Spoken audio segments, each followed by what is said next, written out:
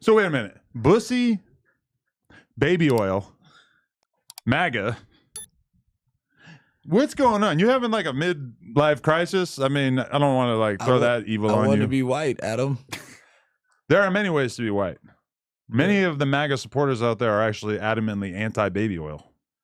That's what I was saying. So today, I got a letter from Uncle Trump. $1,200 stimulus. Yeah, and it was just a letter, and he said that MAGA supporters are not with the flag. So I got to drop my flag today, Adam. Really? So you decided the gay run is over. You went gay and went ungay in the course of, because all right, I'm gonna be real with you. Trump throughout his whole campaign, they bill him as being like super anti-gay. He went this whole campaign without really saying anything anti-gay. At one point, he draped himself in a rainbow flag and went on stage. This is a real thing you can look up. Drapo the ruler. He had texted me before that. Me and Trump had, we've been in. He texted me before that, like, "Hey, you should do some weird stuff like I did." I just went on one. Let's just start here. What were you thinking when you did the Bussy thing? And I say that just saying that, like, I'm a white boy. I do gay humor all the time. And that was a lot, even from my perspective. And from the perspective of a dude who's really in the streets, I don't know. So look, they clipped it great. Right. Because they clipped it before I broke character. I saw the full clip before I saw the clippage. I saw the full Cam Capone you were clip. on me about it. You have been on me. I'm like, dang, Adam was on me for like 2 days before it even went viral, and then it just went viral. Remember, you like, so what are you talking about, Gucci Man? I was a little baffled in the group chat. It's a little confusing. And my thing was, because I was on the stream with Joe Budden and Whacking all them and Loose, and they're asking me about it. They're like, Brick's your homie, right? I was like, yeah, that's my boy. What's cracking? You feel me? And they're like, well, what's up with what was he saying about Gucci Mane having good, B word? And I was like, I think you said Bussy. We have Bussy on the title. Yeah, I don't know. All right, yeah, Gucci Mane having good Bussy, and I was like, well, I don't know. I think he was joking, but if he wasn't, maybe Bricc knows something we don't. You feel me? He affiliated with the Wumpy Y MPA and all that. Maybe it's he so knows much crazier something. than like if I said that about Jay-Z. Yeah. Could be awkward socially. Who knows when I'm going to run into somebody that's signed to Rock Nation, whatever. But I don't know him. But like in other clips from that same interview, you're making it clear that you guys just spend a lot of time around him. You know stuff about him that I've never really heard said publicly. Like you're kind of like describing Guap's character in a way that I haven't really seen done online. And one thing that stood out to me is that, and I realize that we're talking our asses off and not letting you talk, but no, it's good. It's like the way you describe Gucci, I feel like is the way that people prop me up to be. Like I'm the biggest a-hole, narcissist, impossible to get along with. And then I hear you saying all that about Gucci, and I'm like, this sounds familiar. I've heard many people describe me this way, and I always feel like it's a little bit of an exaggeration. Like anybody who knows me knows I'm a little prickly. You can definitely catch me on the wrong side of the bed, and I'm not the nicest guy. But I feel like largely, and that's why when I was on live stream and Damn Homie was describing me, and she was like, Adam has never been anything but kind to me. He's a cool guy. He's chill. He treats people all right. I'm watching it. I'm like, yes, that is how I feel about myself. But then I have all these clout monsters, and I realize I'm probably worse than I'm making it sound. But like, I got a lot of people making me sound like I'm kind of like the way that you were describing Guap. So that's what I basically was saying. You remember I told you one day, I'm like, Guap was my favorite artist till I met him. Mm-hmm. I'm like, some people you wish you never meet. Heartbreaking meeting. You'll never meet. You wish you never meet in life because it's like you, like, are God to me. Like at this point, and like, if you're gonna get into the rap game, you're gonna go through that process repeatedly, right? Repeatedly. So at the end of the day, what I was saying, because I was playing, because I didn't want to just be like, Gucci's a bitch. You know what I mean? Like a bitch or like an asshole? An asshole, but it's a bitch. No, Gucci a gangster though. That's what I'm saying. Gucci a gangster, but he's like, he has this bipolar twitch to him to where he'd flip out and just get on some hoe shit with the niggas around him. Well, he's always seemed a bit bipolar, even like the classic Gucci Twitter rants. All that. Like I've seen that firsthand. So like, I love bro. Let's get this.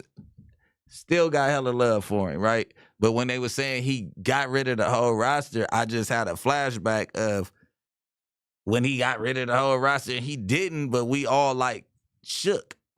Like, you get what I'm saying? Like, when Scooter came home from jail, it wasn't the same love after he made Columbia. You get what I'm saying? Yeah, but people are always really quiet about how their relationship fell out with Gucci, because there is a Young Scooter song where he says, like, I'll probably never do another song with Gucci, man. And I was just like, I remember hearing it and being like, he's never said a bad word about Gucci, like, publicly in an interview or anything, but he just right there said he's probably never going to mess with him again. Yeah. And it's like, there's like a cognitive gap of like why exactly people feel like that. Well, like, it's like, okay, it was beneficial. Like, everybody was like, when Gucci was going, and it was a mental breakdown. I watched it happen. Like, I used to kick it, and Gucci couldn't put a lie detector thing on. I kicked it with Gucci every day for at least 150 days. This straight. is pre-prison, correct? No, so when I came home, No, from I'm saying prison, for him. This yeah, is like, right. I was with him all the way up until Pre-freak out. he kicked us out the studio. Pre-2014 freak out where he went away, came back buff. Yeah. So Molly allegedly Gasoline. a clone. I'm gonna tell you the exact project, Molly Gasoline. Yes. And I remember that. Which is 3 different tapes. And I listened to the Lean one the other day. Me and Leonard both working on our computers, and for some reason I played that. It's a fairly unhinged project. All those tapes are hard. It's indicative of him being very all over the place. But I had like a whole summer of my life where that was all we listened to was those tapes. The Molly tape is my favorite by far. I done been on like 10 shoot-offs this week. Wait, but wasn't that Trap God? That was Trap God? Trap. I think so, yeah. Because I listened to all those. With Scooter. My favorite song off of Molly Gasoline was Version in. Baby girl ain't no version. Oh, yeah. Baby girl, I'll probably never listen to another tape as much as I listened to those tapes. Because back in the BMX days, we would just pick an artist. So this is a the million time. times. Trap House 3. That's Young the Dolph, one. he would go back to Memphis maybe for like 3 days at a time. He was with us for damn near the whole 100-something days straight. But we kicked it every Monday. We watched Love and Hip Hop together, 1,000 Wings. That's we gay. get a couple strippers, go to Magic City. He was on house arrest. Yeah. So we was at the studio. So no, Stevie J was his favorite character at the time. So he like, man, Stevie finna come on, y'all coming? Like, woo. Like, he used to throw Love and Hip Hop parties on Monday. So when y'all all got kicked out of the studio, what was that story? What happened? No, so all right, so let me go. So Duke was the first one to get the band from the studio. Duke don't be working, so he kicked Duke out. So Duke like, man, I ain't going up there. Now me and Duke was like this. Like, can't nobody tell me nothing about Martinez Arnold. This is my boy. Duke's you hard. Know what I'm saying? Like, so Duke like, so now you making it rough because now we got to come up there and record. Then Thug just like, I don't want to just put everybody's business up there, but like, the Thug stopped coming around a little bit. You get what I'm saying? Like, one day, I ain't even gonna put that story out. Whenever Thug want to tell that story, because I don't want to piss nobody off. There's a lot of people in the Atlanta cool kid scene who you've kind of like over time seen not really working with Gucci. And it's like, if you have that kind of mentality of like, well, why is he not doing songs with him? It would make sense for him to do songs with him, given his legendary status. Yeah. You got to kind of fill in the blanks and be like, oh, okay, yeah, maybe they don't get along. Well, it's not even don't get along. He be tweaking out, so it's like you might be around him, and then it's like, how many times you gonna deal with a motherfucker flash out for you, pop his ass? Like, you get what I'm saying? And then it's Gucci. You can't pop Gucci. Can't do no weird shit to Gucci. What we gonna do? That's like shooting Nipsey. Like, nigga, like, he did some weird. You can't shoot Nipsey. It don't matter what he do. Well, someone did. I know, but I'm just like, nigga, and look how the world views him. Yeah. No, like I think what I've always observed from Gucci, and it's kind of funny that you made the comparison to yourself, is that Gucci takes on a lot more than he's actually capable of delivering. Gucci is responsible.